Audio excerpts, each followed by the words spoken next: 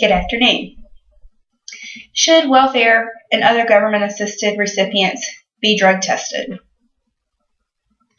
Welfare was originally designed to help assist people who were poor make it until they could find a job or get other means of finances. Over the years, welfare has become some people's primary source of living. When people would lose their jobs, they ended up realizing that it was a lot easier to obtain government assistance and live off of it than to actually get out there and find new professions or other things to better themselves. Back in the 1800s, when welfare originally started, it was known as the poor people's way of living. When Franklin Roosevelt became president, he put into effect new sources of not income but benefits to help the needy. Under the stipulation, it was there for women and children who needed help, whose husbands were at war or just didn't have the finances that they needed to get by. In his book, he stated that it was not to be used as a way of living. It was a short-term financial help to help people get off of their feet. Over the years, many people have decided that that's the way that they're going to live. They're not going to get out there and they're going to just live off the government. That's not the way it needs to be. People need to stop abusing the system and get off their lazy behinds and work. A lot of times, people, what they're doing is taking government benefits, going and buying food, selling the food to obtain money so that they can get out there and buy drugs. This past fall, a few states have passed a law where drug testing will be mandatory for all recipients of any kind of government assistance, whether it's welfare, unemployment, what have you. That is an awesome way to get people off their butt. If they're doing drugs, they don't need government assistance. If they can afford to go buy drugs, then they can afford to buy groceries.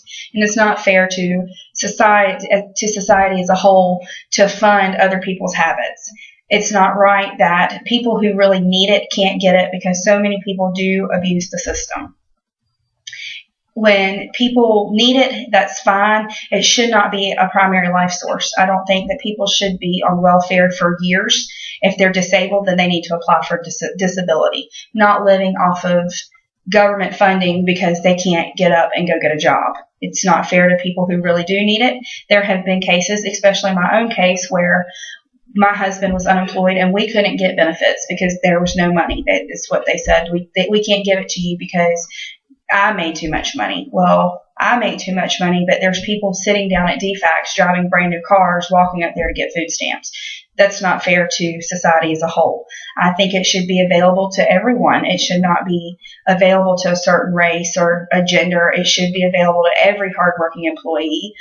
And anybody that has had a job or is going to get a job, the funds should be available. It should be offered to everyone. However, there do need to be standards in place. Drug testing needs to occur, whether it's done monthly or whether it's done quarterly.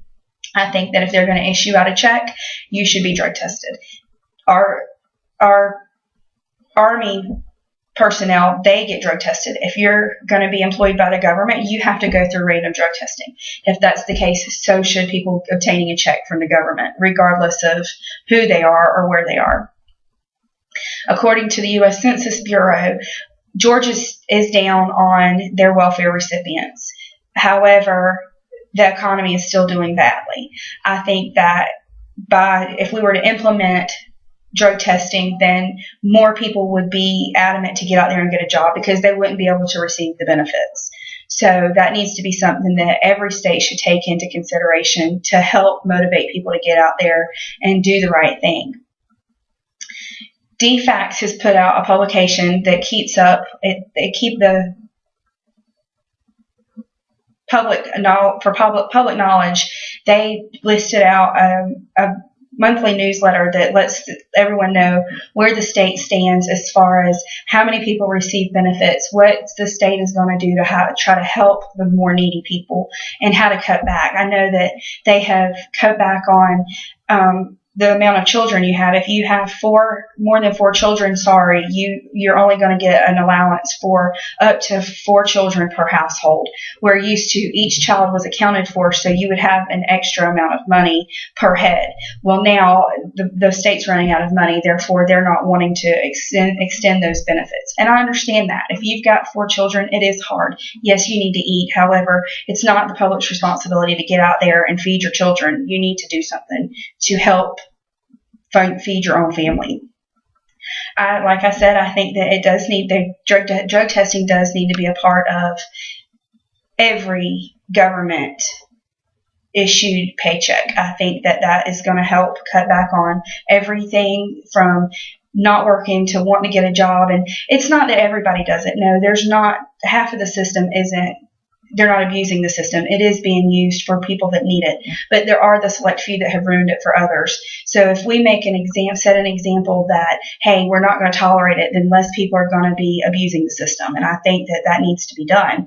That way that people aren't going to say, hey, we're going to come milk it. We're going to be able to milk it.